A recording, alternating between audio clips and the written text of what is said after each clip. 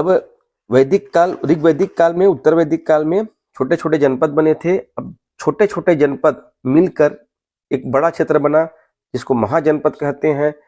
तो पुराने प्राचीन समय में भारत में 16 महाजनपद थे। यहाँ से प्रश्न पूछता है महाजनपदों की संख्या कितनी थी, तो 16 महाजनपद थे। और इसकी जानकारी, इन महाजनपदों की जानकारी हमें एक बौद्ध ग्रंथ है, उसका नाम है अंगुत्तर निकाय। इस अंगुत्तर निकाय बौद्ध धर्म ग्रंथ से हमको महाजनपदों की जानकारी प्राप्त होती है। ये महाजनपद काल में दो प्रकार की शासन थी। कुछ में राजतंत्र शासन था, राजाओं का शासन था, और कुछ में गणतंत्र शासन था जिनको जनता चुनती थी। तो राजतंत्र कहाँ कहाँ थी? 4 महाजनपद में थी। अकामाको अंग महाजनपद में, काशी में, मगध में और कौशल में। इन 4 महाजनपद में राजतंत्र था, जबकि वज्जी या वैशाली, शाक्य, कपिलवस्तु और मल्ल में गणतंत्र शासन था, गणतंत्रात्मक शासन था। 4 में राजतंत्र था और 3 में गणतंत्र शासन था। अब आते हैं हम लोग मगध साम्राज्य का उदय। सबसे महत्वपूर्ण साम्राज्य है कि मगध साम्राज्य। मगध 16 महाजनपदों में एक महाजनपद मगध था। तो मगध साम्राज्य का उदय कैसे हुआ?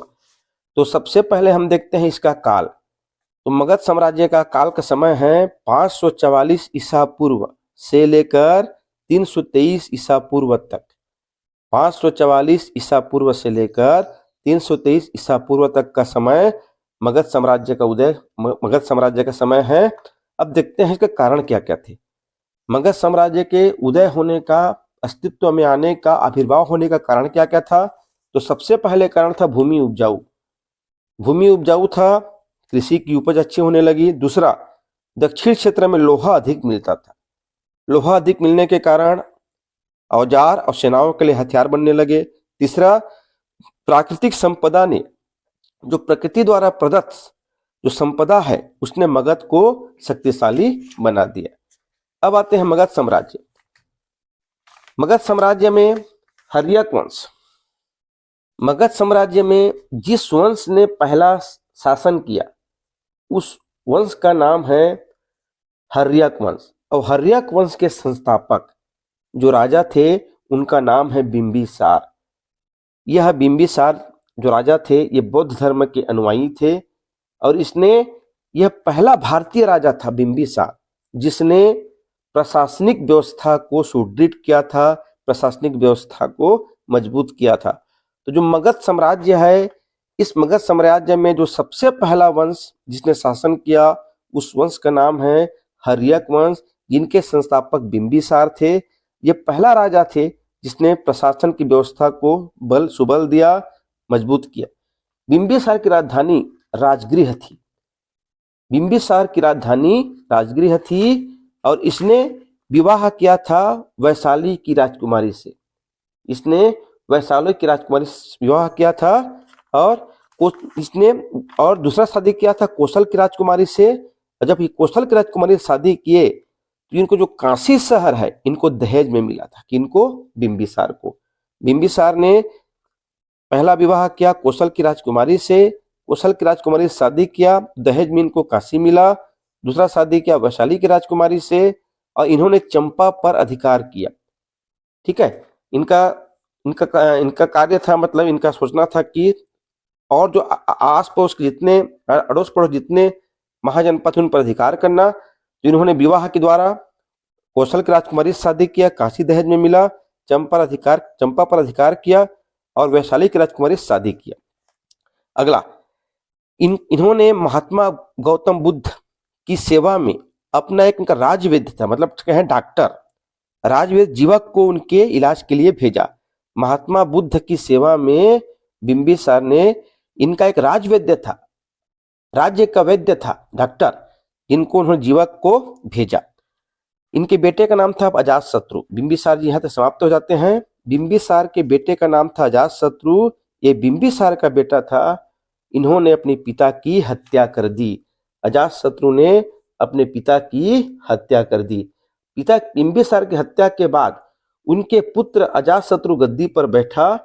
यह शुरू में जैन धर्म का अनुयायी था। ठीक है, अजातशत्रु बिंबिसार का बेटा था। अजातशत्रु ने ही अपने पिता की हत्या कर दी। और जो महत्वपूर्ण प्रश्न है, अजातशत्रु के समय ही पहला बौद्ध सम्मेलन राजगृह में हुआ था। यह महत्वपूर्ण है। अजातशत्रु के शासनकाल में ही बौद्धों का पहला सम्मेलन राजगृह में हुआ था। ठीक है, ये याद रखना। अजातशत्रु के समय में ही, जिसके महाकश्यप अध्यक्ष थे, राजगृह में बौद्ध सम्मेलन हुआ था। उसके बाद आता है नंद वंश। तो नंद वंश के संस्थापक थे महापद्मनंद और इसका अंतिम शासक था घनानंद। तो महापद्मनंद ने कलिंग पर जीत की थी। घनानंद ये प्रजा पर अत्याचार करता था। घनानंद प्रजा पर अत्याचार करता था। तो चंद्रगुप्त मौर्य ने चाणक्य की सहायता से नंद वंश के राजा घनानंद पर आक्रमण किया और इसको हराकर मगध में मौर्य वंश की स्थापना की। ये याद रहे। यहाँ पर हर्यक वंश है। हर्यक वंश में राजा हुए बिंबिसार अजातशत्रु। उसके बाद हर्यक वंश के बाद आया नंद वंश। नंद वंश का पहला राजा था महापद्मनंद, दूसरा राजा था घनानंद। घनानंद ने प्रजा पर अत्याचार किया। तो घनानंद पर चंद्रगुप्त मौर्य ने आक्रमण किया। किसकी सहायता से? चाणक्य की सहायता से घनानंद को हराया और मगध में एक नए वंश मौर्य वंश की स्थापना की। महाजनपद काल में व्यापार। तो इस काल में व्यापार चांदी और तांबा के सिक्कों से होता था। चांदी और तांबा का व्यापार होता था। इनके सिक्के धातु के टुकड़ों पर ठप्पा लगाकर सिक्का बनाया जाता था। इनका जो सिक्का बनता था वो धातु के टुकड़ों पर टप्पा लगाया जाता। इनको आहत सिक्का कहते थे। आहत सिक्का। आहत सिक्का पूछता है आहत सिक्का किस काल की है? तो ये मगध साम्राज्य के उस समय का काल का है। सिकंदर। अब देखते हैं एक व्यक्ति सिकंदर जिसने पूरा विश्व को जीतने के लिए निकला था। तो सिकंदर अरिस्टोटल का शिष्य था। यह यूनान मकदूनिया का राजा था। इसने 326 ईस्वी पर पंजाब पर आक्रमण किया था। उस समय पंजाब के राजा थे राजा पोरस, जिन्हें हाइडी स्पेसिस के युद्ध कहते हैं। और सिकंदर का सेनापति था सेल्यूकस निकेटर। धन्यवाद।